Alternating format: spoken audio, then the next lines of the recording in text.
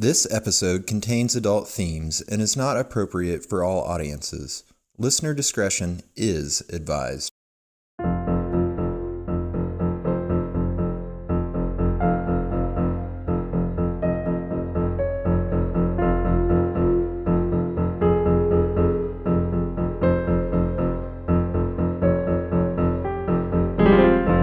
Hello, the world. This is They Will Kill, a true crime podcast. I am Courtney Eck. And I'm Sadie Eck. And it's been a fucked up week for yours truly, and I'm so glad to be here in the safe, warm bosom of murder. Yeah, me too. Right? Yeah. I mean, my week hasn't been fucked up, really. It's just been long. Yeah. It's Tuesday. I don't think there's anybody on the planet that's like... Well, no, there's probably lots of people that had the best week of their life. But anyway, it's a challenging time. It's an extra challenging time. And I'm grateful for you guys. And I'm going to shut up about it and let my sister tell you a story. A terrible, terrible story.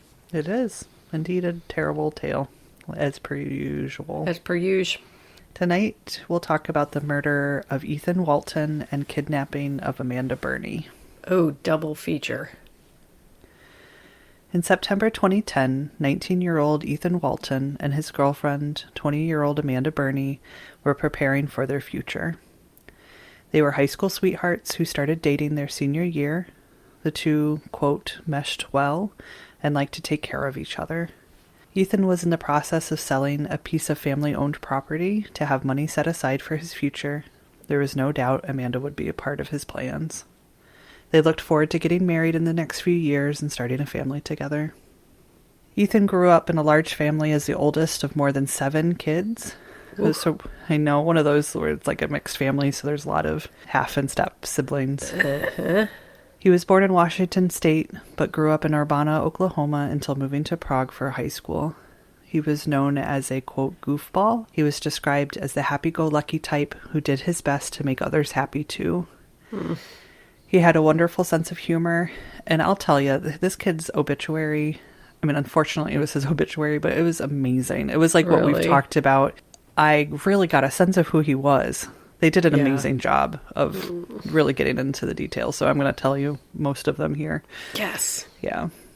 He was known as E-Man by his family and friends. As the oldest child, he, quote, played his share of practical jokes, mostly directed towards his sisters. He once sprayed cooking oil on dinner dishes his sister had washed, so her parents would continue to assign her the chore until she got it right. That is next level. I know. I was like, ooh, Courtney never did that. Shit. If you were at the Patreon party, you know that I tortured Sadie with pranks as a child, but that is diabolical. So I smart. Love it. Yeah, and once he was caught, he told his parents he'd done it because it kept him from getting dishwater hands. Oh my god. No, could you imagine that little He's sneaky my guy? angel. He's my angel. No, she washes the dishes and he goes in and sprays them. And Oh my god. oh my god, she was so mad, I'm sure. Oh. He was also a talented athlete with the build to match. His mom, Kathleen, said that he wore 13.5 size shoes by the time he was 14. Whoa. That's like our dad's size feet. He played football, was on the track and wrestling teams, and he also loved music. He was trained to play the saxophone, but could play just about any other instrument he got his hands on. Wow. He was also an artist who loved to draw. My god. I know. He loved to create cartoons, and he had designed the Celtic-style tattoo that he had on his arm. Ethan planned to enroll in the military soon after graduation. His mom said, quote, he was always driven to stand up and do the right thing and encourage others in his life to do the same. No. On September 8th, 2010, the young couple had plans to meet a man named Glendon Gauker. Ethan's dad had sold Gauker a piece of farm equipment a few months back, and now Gauker wanted to buy the property Ethan was selling, which happened to be adjacent to the land where Gauker lived. Okay, so when we talk about people whose names would frame them for murder if we were in charge. Glendon Gauker. Glendon Gauker Yes. definitely did it. Yes, he did do it, and he's a fucking piece of shit. Yep. could have saw that one coming from a mile away. Yep. They arranged to meet the man at his remote property located between Oklahoma City and Tulsa at 9 a.m. Amanda said that she had a terrible nightmare the night before they went to meet Gauker. In her dream, the world ended. When she woke, she told Ethan, who comforted her, but she said the terrible feeling from the dream lingered with her all morning. No. Ethan and Amanda borrowed Amanda's sister's car to make the drive that morning and promised to have it back by lunchtime. They planned to be gone only a few hours. When they arrived at Gauker's home, Ethan knocked on the door, but there was no answer, so he walked around to the back of the house. Amanda decided to stay in the car. She sent Gauker a text to let him know they were there, and he replied with a simple, okay. A few minutes passed when a woman appeared next to the car, startling Amanda. She said that she was Glenn's wife, but he wasn't home. He had gone to the bank to get cash for the property deal. Ethan and Amanda, thinking Gauker would be back soon, decided to wait. After more than an hour, Glenn appeared out of nowhere. They hadn't seen him pull into the driveway. He asked Ethan to come into his shed to sign some paperwork, and once again Amanda decided to stay in the car. Thinking Ethan would only be gone a few minutes, Amanda dozed off. Unsure of how much time had passed, Amanda was startled awake by Glenn, who was knocking on the car window. I'm so scared. No. Telling her they needed a witness to sign the paperwork to make the sale official. Amanda said she grabbed a pen and went off to the shed to help. Trigger warning for sexual assault. Once in the shed, Amanda suddenly realized something was terribly wrong. Ugh. She could see Ethan's body on the ground in the fetal position, but before she could process what was happening, Gauker grabbed her from behind and put a hand over her mouth and a gun to her head. Oh my God. Once she was under his control, he raped her repeatedly in the shed. Ugh. Oh, no.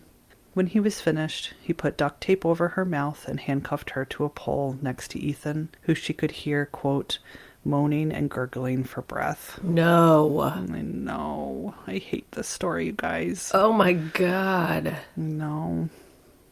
He clung to life for hours, while Amanda had to helplessly sit by, unable to do anything to help him. Okay. No. Just when you think you've heard every level of horror, that sucks. I know. It's so awful. Ugh, I've got chills. Awful. No. Nope. Worst nightmare. When Gauker finally came back, he uncuffed Amanda from the pole. As soon as she was free from the handcuffs, she tried to make a run for it, but Gauker was able to catch up to her. Angrier than ever, he then carried her into the house he shared with his wife, Michelle. Once inside, he tied Amanda to his bed. Amanda said that Michelle was well aware her husband had tied her to the bed, but did nothing to help. In fact, she would check on her every 10 to 15 minutes throughout the night to make sure she wasn't trying to escape. That's cool. That is an awesome thing that she participated. During this time, Amanda says she could hear Gauker moving around the property, covering up the crime. He moved their car out of view and got rid of any evidence that would show the couple had been there. He covered his tracks just in time because Amanda's sister had started to worry when Amanda and Ethan failed to return her car back to her that afternoon. Unable to get a hold of them, she decided to go to Gauker's property to check on them herself. I'm so scared. I know. When she arrived, he came out to greet her and told her the couple had been there that morning, but had left after the sale of the property had been finalized.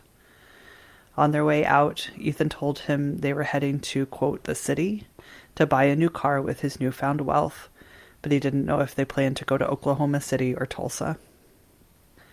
Amanda's sister left, thank God. Thank God. But felt like his story didn't make sense. She knew Amanda would have called her to let her know if she wasn't going to be home on time. Amanda, who could hear her sister talking to Gauker, was able to slowly untie her hands and feet, slipping them back into her restraints every time Michelle would check on her. It took a few hours, but she was able to free herself. Yes! Gauker had locked her in a bedroom full of guns. Which Yes. is not funny, but like... But it's awesome that It he's is. that stupid. No. But where should we put her? Should we put her in the padded room? What about the gun bedroom? Mm-hmm. Yeah, I was going to use the padded room for crafting later, so... Mm-hmm. Well, you know, he's one of those... dumbasses? That has just guns in all of his rooms. Good point. Especially the gun room. Mm-hmm. You're right. But unfortunately for Amanda, none of them were loaded. Right.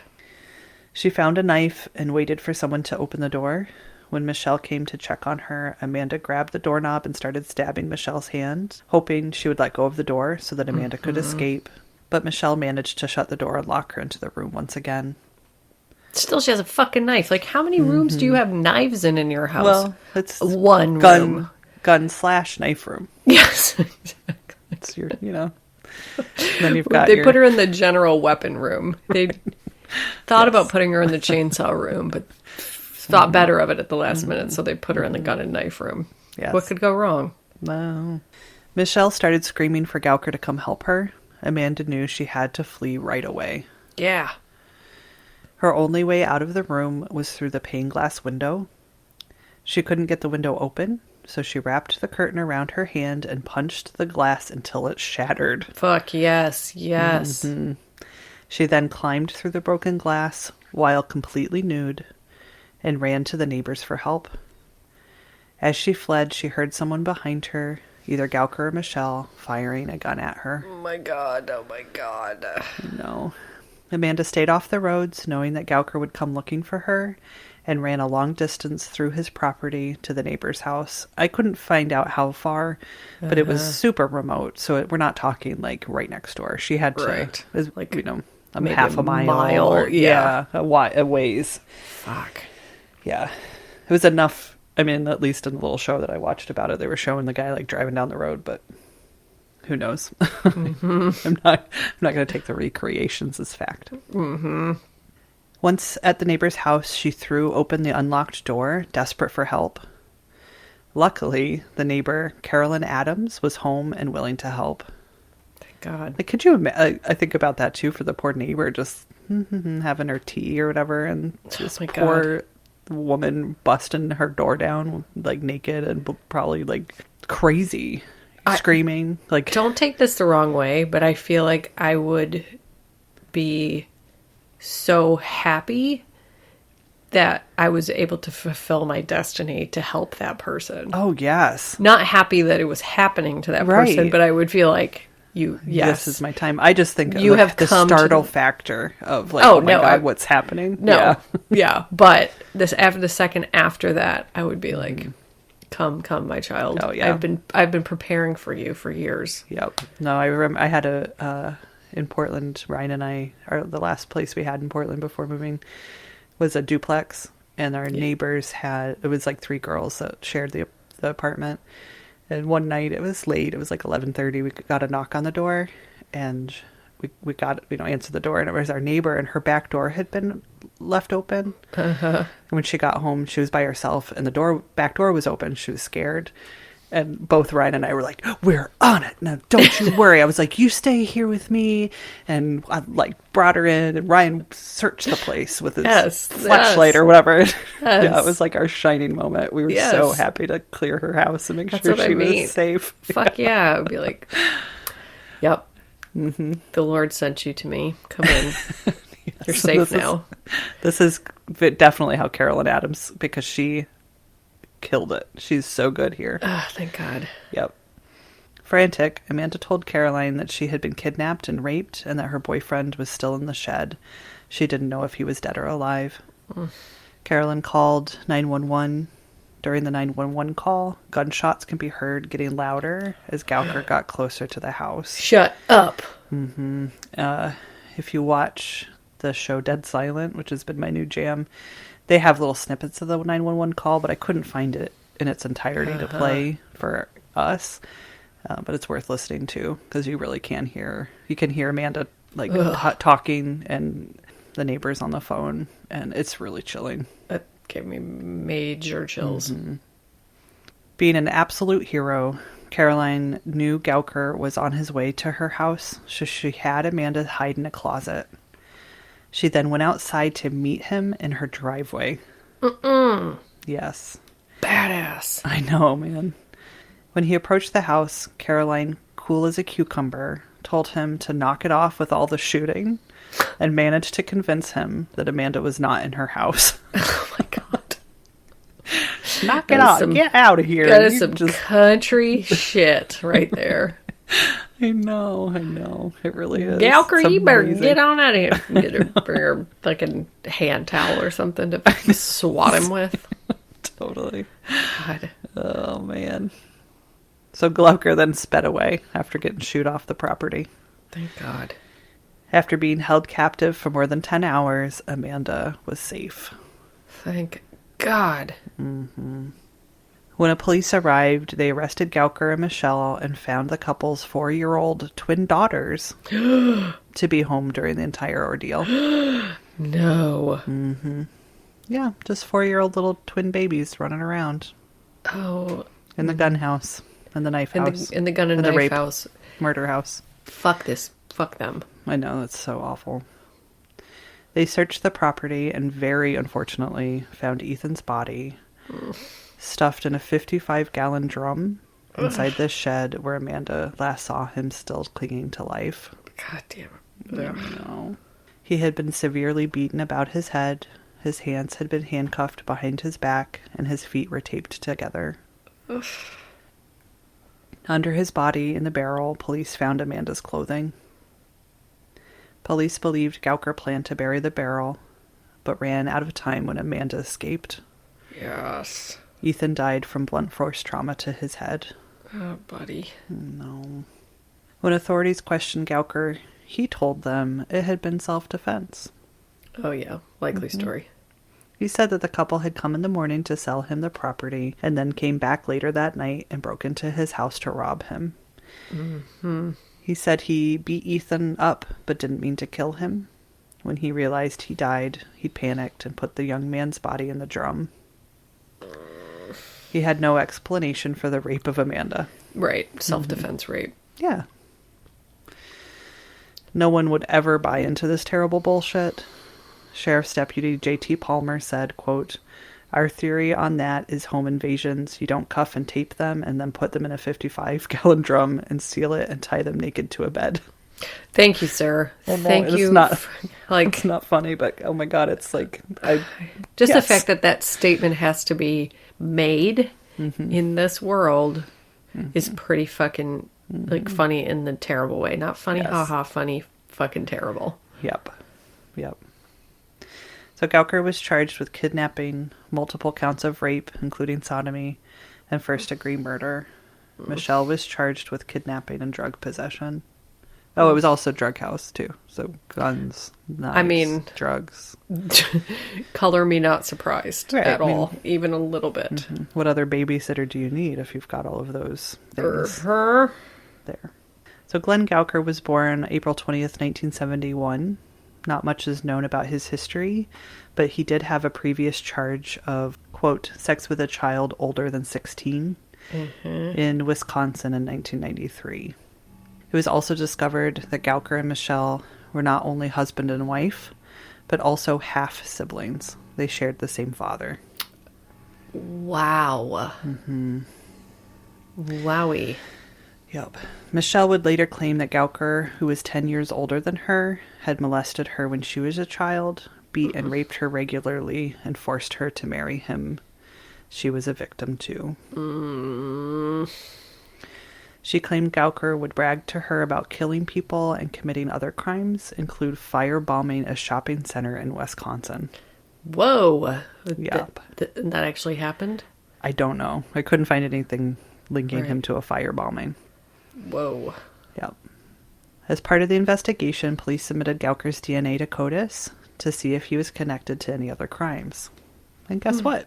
He was, definitely. He was. Holy shit. Yep, they got 2 hits.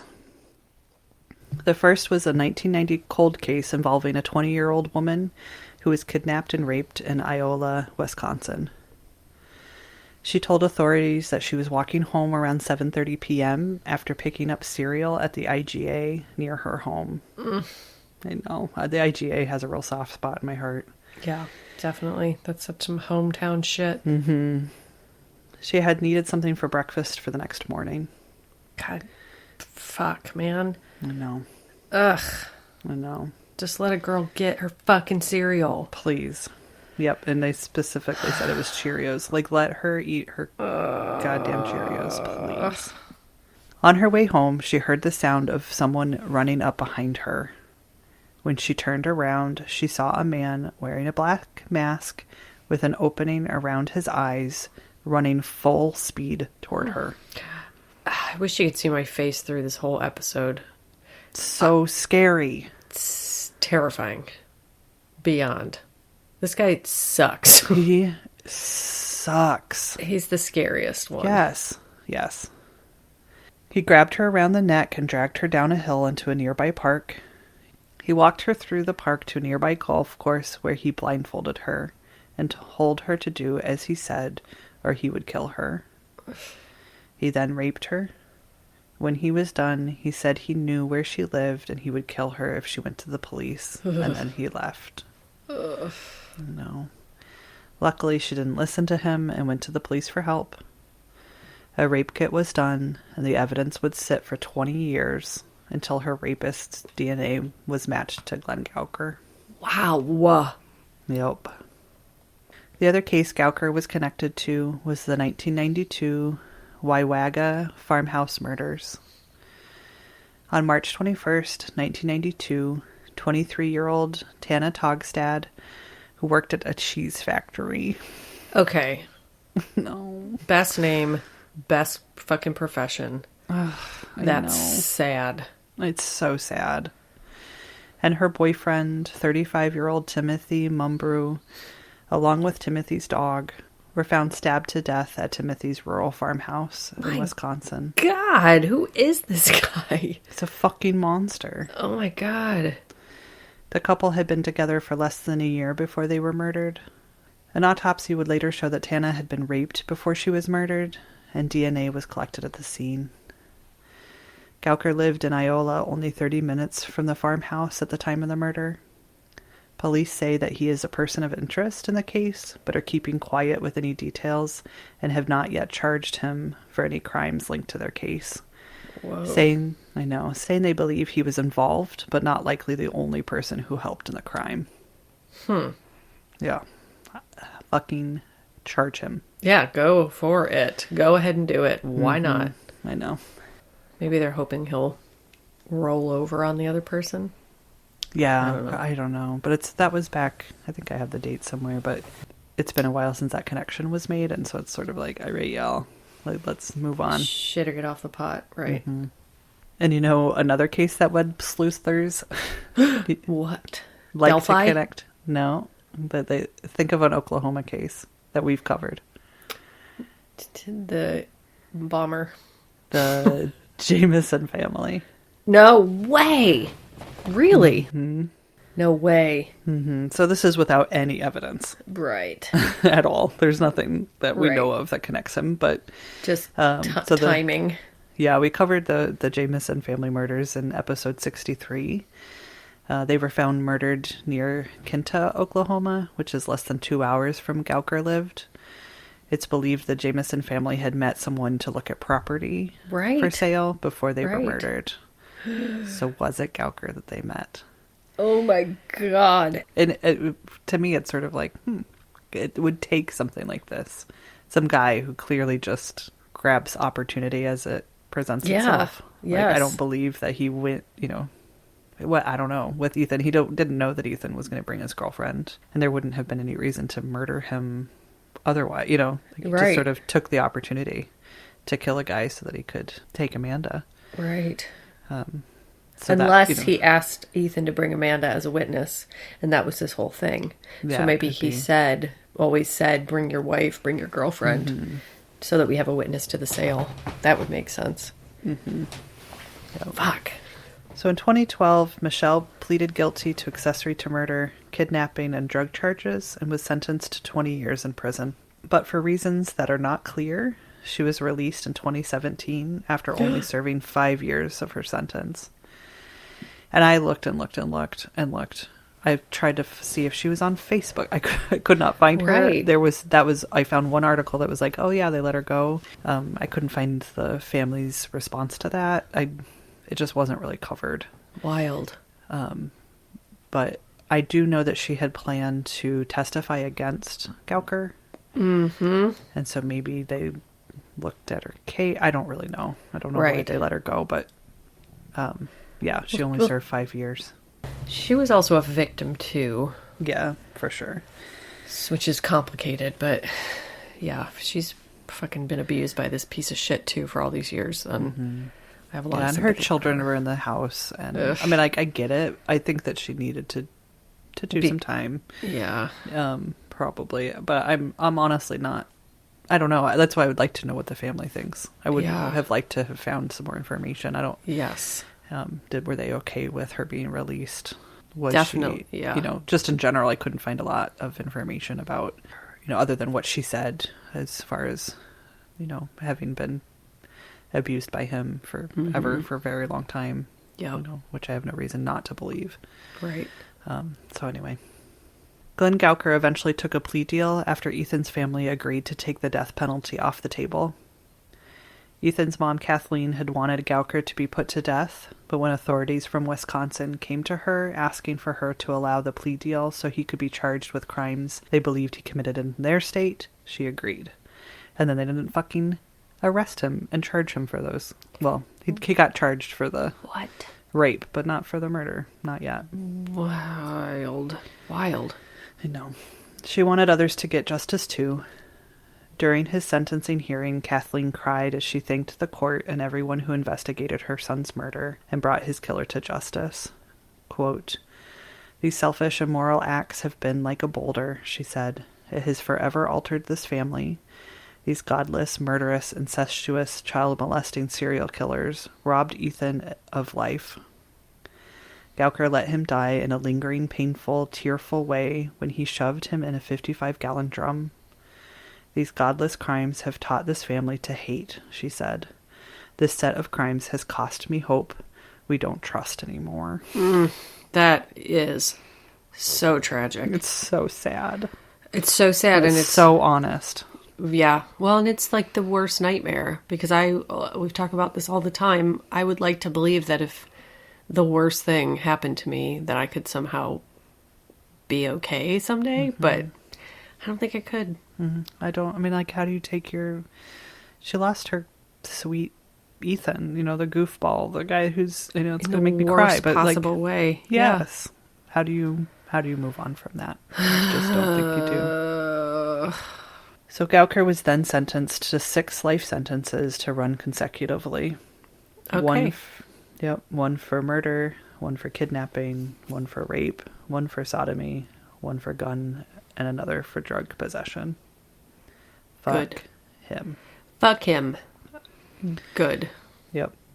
Ethan's mother said if her son's death brings other families some peace in knowing what happened to their families, then she feels he didn't die in vain.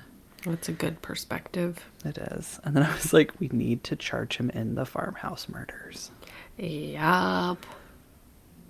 Amanda Burney says she still deals with depression and PTSD from her experience. She hopes to help others who have suffered from traumatic events by sharing her story. As much as she wishes Ethan was still alive, she's proud of how she handled that horrible day and how strong she was to be able to escape from the monsters who kidnapped her. Epically. Epically. Epically. Oh my Cinematically, God, she did even. so well. I know. What the fuck, you little badass. Yes, you are a fucking hero. Yeah. And that is the story of Whoa. Ethan Walton and Amanda Burney. I know. Wow. I know. Once again, how do we not know every single story like that? That is crazy. It really is. And that there's like multiple stories similar to this is just super chilling. Super chilling. Just a serial killer, just a casual serial killer. Just killing boyfriends, raping girlfriends, getting away with it for years. What the fuck? Yep. I sent this story to Megan to read through, and she said, I'm going to pull it up. Oh, yeah. She said, oh my God, she thought it was going to be the Todd Kohlhepp story? The guy that had the woman in the shipping container? Mm-hmm. Remember that guy? Mm-hmm. She was like, I thought that's what the story was. And she's right. It's so similar. Her boyfriend was killed and she was held captive. And Yeah. Yuck. It's his awful cousin, old Glenn Gauker. Don't be such a Gauker is going to be my new put down. Yeah. So if Amanda Burney ever listens to this, you are a fucking treasure. You did so well. And you did everything you could to help Ethan. Yep. You are a treasure. Had you not escaped, who knows? You saved so many lives. Yep, and not just your own. Brought so much closure and justice. Unbelievable. Mm-hmm. So I hope you're incredibly proud of yourself and have some strength in that awful, awful experience. Ugh. Oh. Good one, horror hour. God. No, I have to stop watching The Dead Silent because all the stories are so scary. It's like I survived. Well, she was on I Survived too, but I couldn't. I Survived, if you guys are listening, producers of I Survived, bring back all the old episodes, please. It's one of my favorites. Or don't, because that show is so the scariest show on television ever of all time. It really is.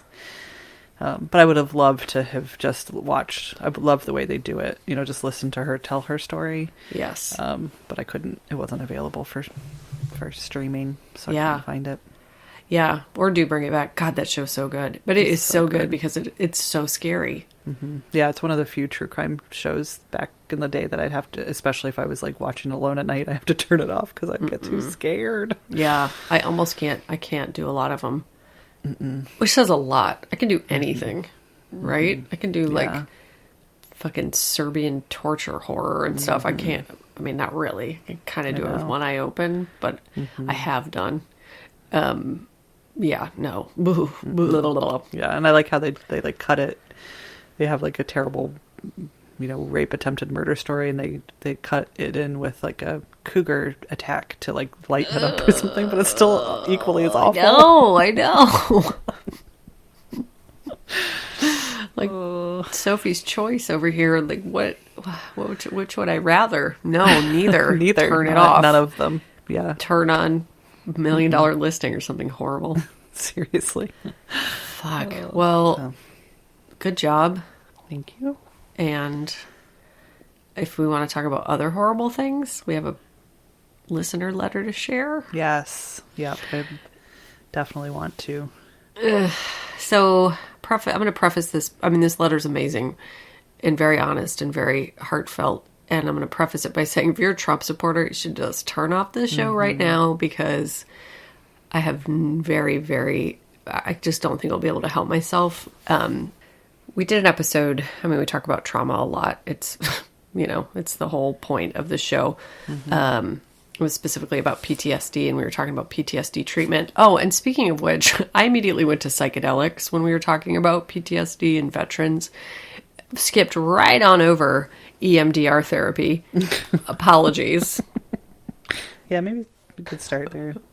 The therapy we're talking about episode 72, the story of Wayne Feld, the Vietnam vet. Right.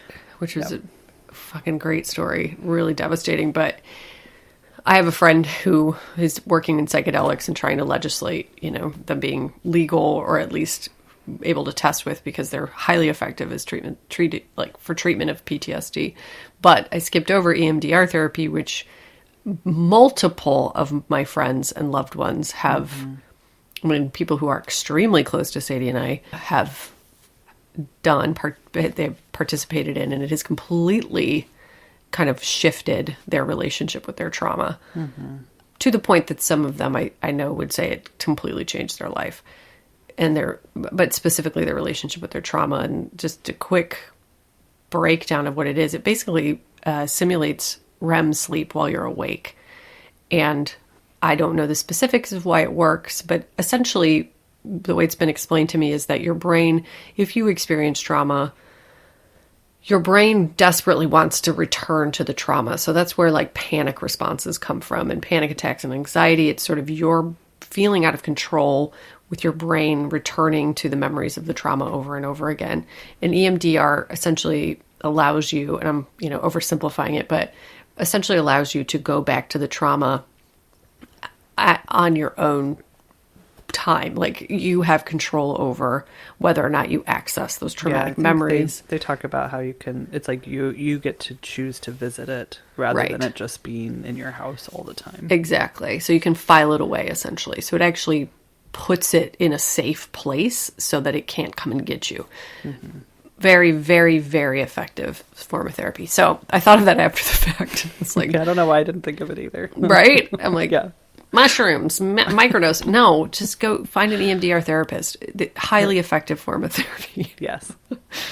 So, specifically for PTSD. Just yes.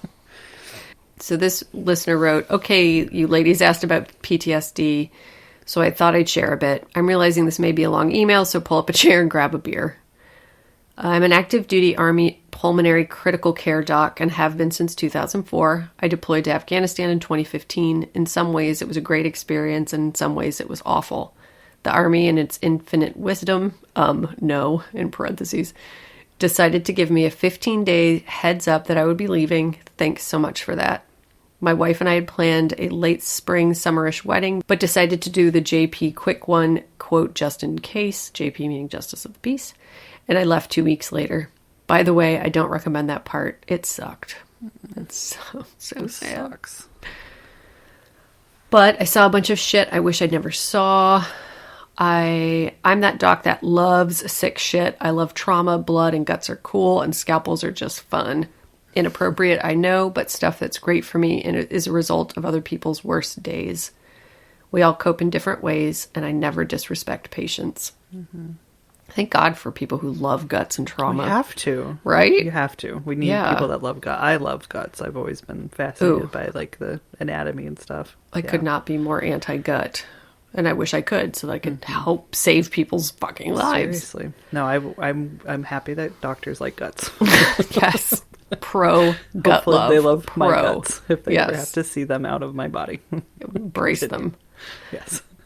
A quote, MASCAL, which stands for massive casualty, is when the number or severity of your patients overrun your resources. I was involved in 4 total MASCALs.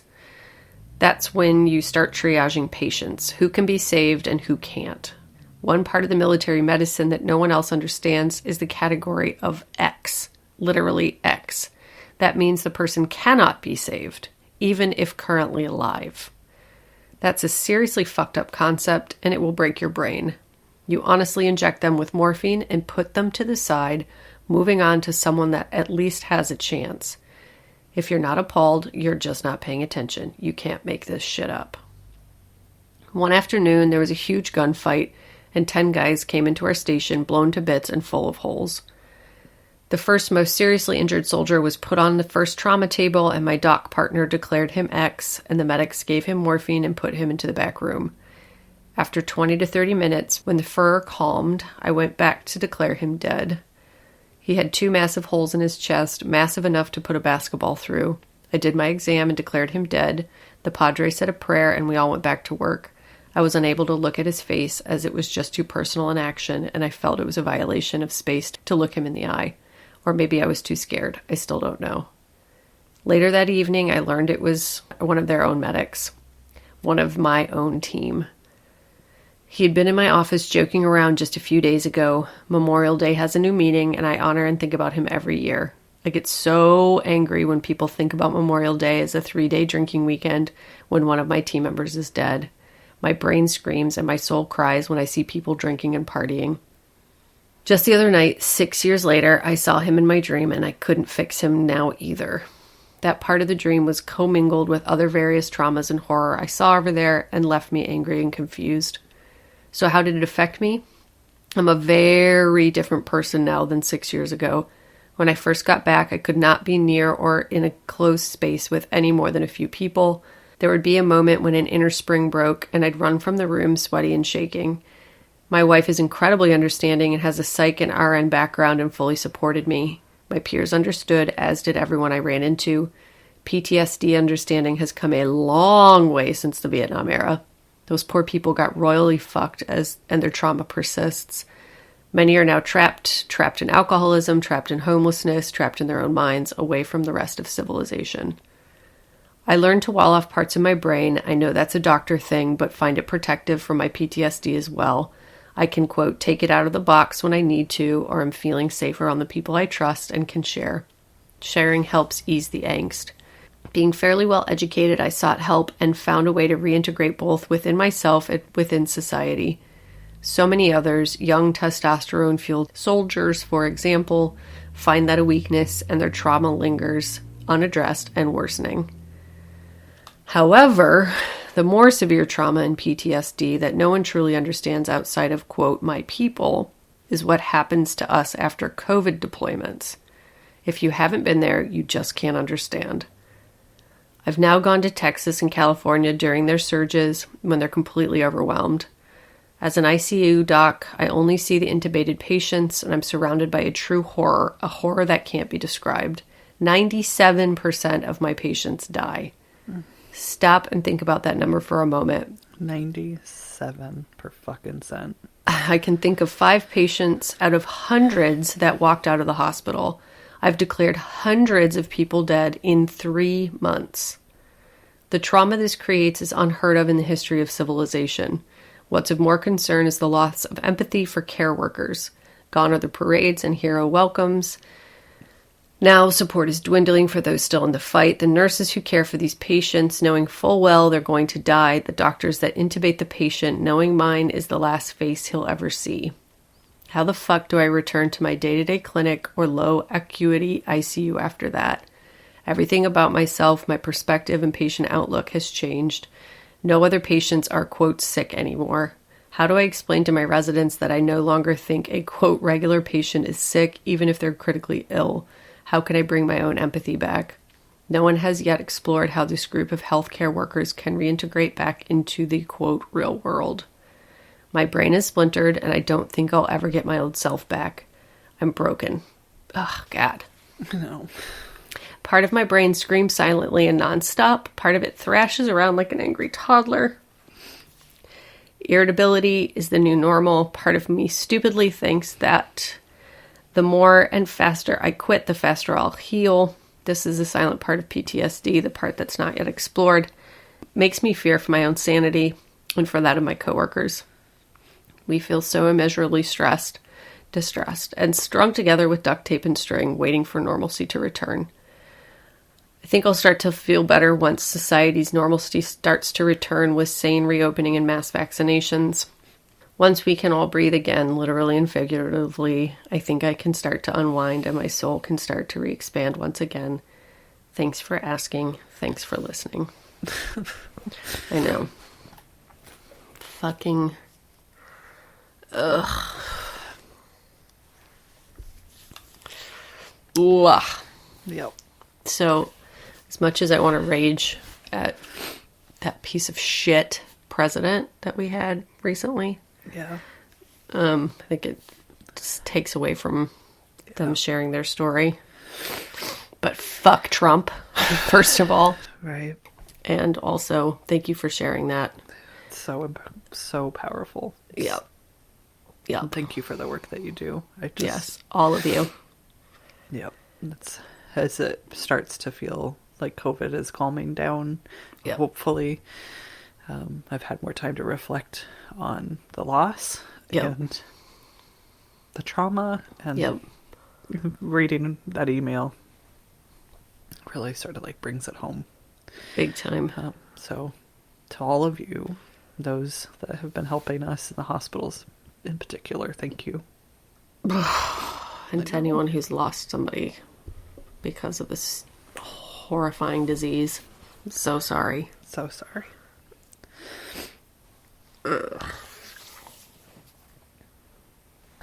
So now we just all sit and cry for a little while. I know. I know. Oh, but thank you so much for emailing us. It really means everything. And Yeah, it really does. It was a very powerful thing to read. Like very You're not sobering alone. and very powerful. Nope. yeah, you're not alone. And thank you for your service. And thank you for more of your service. Jesus. Seriously. We're so lucky to have these heroes. Fuck yeah. I mean, people who love guts and people who want to fight to fucking keep me in my happy little bubble. I know. Are you kidding me? I know. I have to complain about sitting around and staying in my house. I know. Oh. I know. Well. But Hey. very grateful for all of you and for this beautiful community of people who have rallied around us and share shit like that, trust us to share shit like that, Yes.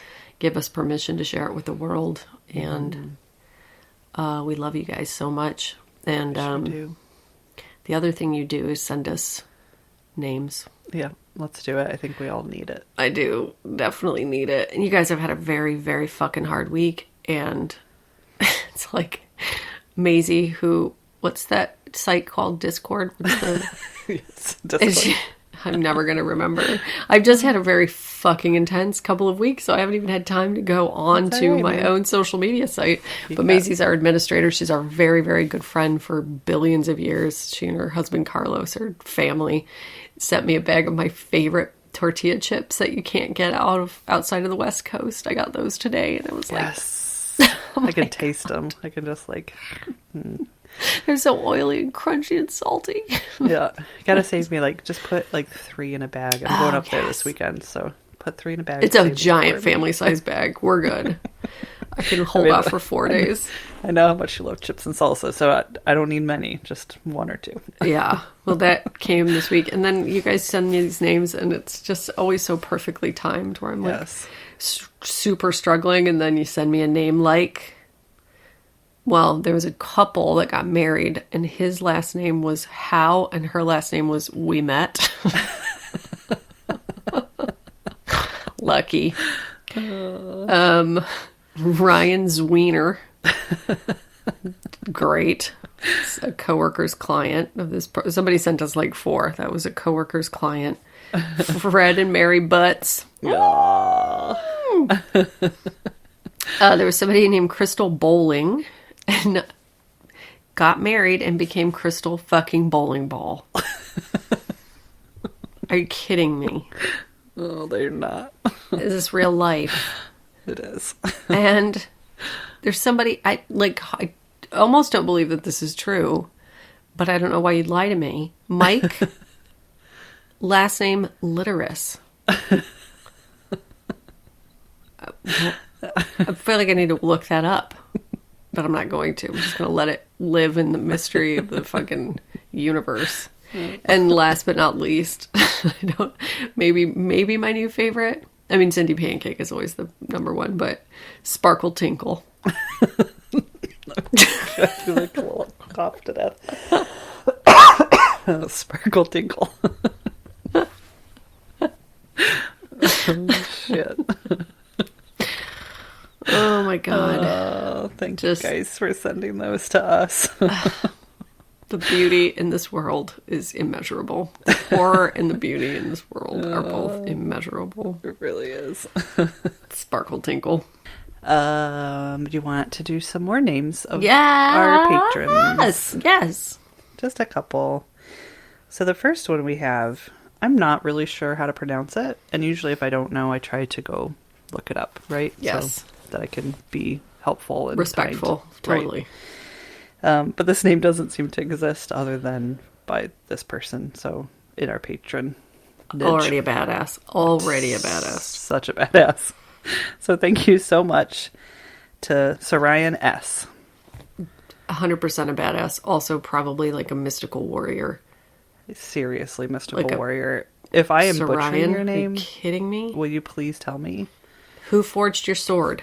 Did you have to train to receive the sword and then further train to use the sword to its full potential?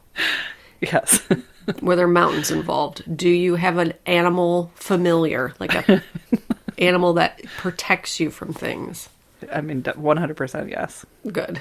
Yes.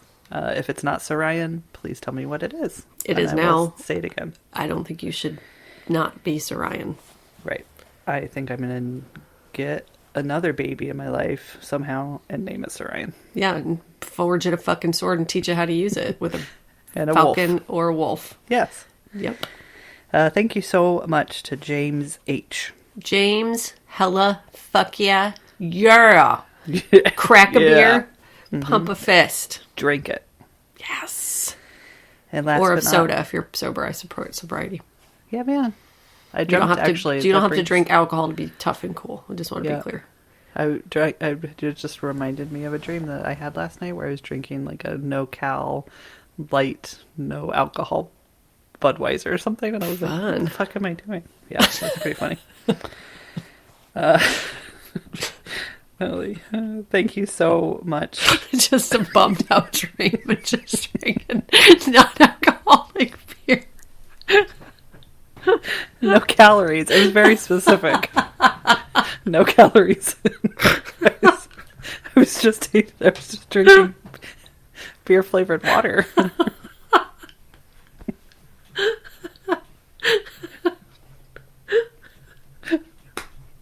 Why? Why, brain? Why? I don't know. It's the world we live in right now. Oh, my brain's so tired. That's worse than a stress dream. Just oh, this beer sucks. It's not even beer. That's the worst dream I've ever heard. Shit. Oh, God. Oh.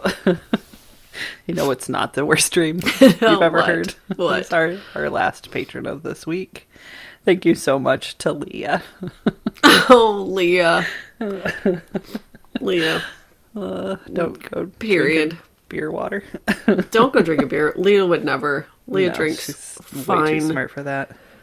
fine wines, but not even just fine wines. Like, and not in a snobby way. Like in a way where you go to the store and you can just tell, like at Trader Joe's, you can tell that the $2 Chuck is like a specific vintage that they had too much of. You know, like one of those kinds of people. Totally. Cool about it. So cool about it. Brings the thing to the party and it's like the perfect thing every time. That's Leah. Yep. You know? Yeah, I do. I know. Like, looks like she dresses, she just walks into her closet and twirls around, and it's it's perfect. random shit. It makes sense together. Mhm. Totally. When I try that, I look like I've escaped from the LDS crick. When I try it, I look like I'm going to Walmart. Same vibe. Yeah, same family of... Yeah. Not Leah. Nope. She looks like a fucking teenager in the Bronx, which is good. That's a good thing. They're fashion. Sitting on the subway in New York City just being like, what? How? You're 14. Like, how do you know how to dress like that? That's weird. Yep. That's how Leah dresses. Yep. That's right.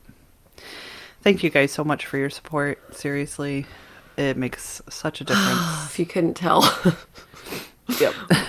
we love you so much. We do. And we're all over on the Instagram, Yep. Twitter, Facebook at They Will Kill. You can go to our website, theywillkill.com. You can email us, theywillkillpodcast@gmail.com. Yep, I got that right. Rate, review, subscribe, please. Yeah! And thank you, AJ Bergantz, for our music. Thank you so much. And remember, Fuck Trump. Just fuck Yeah, that guy. fuck I'm that just going to guy. go ahead and remember to say fuck that guy. yeah, seriously, he is bad. But you are good, and we love you. We love you so much. Thank you and for listening. Thank you for listening, and goodbye. Goodbye. Goodbye.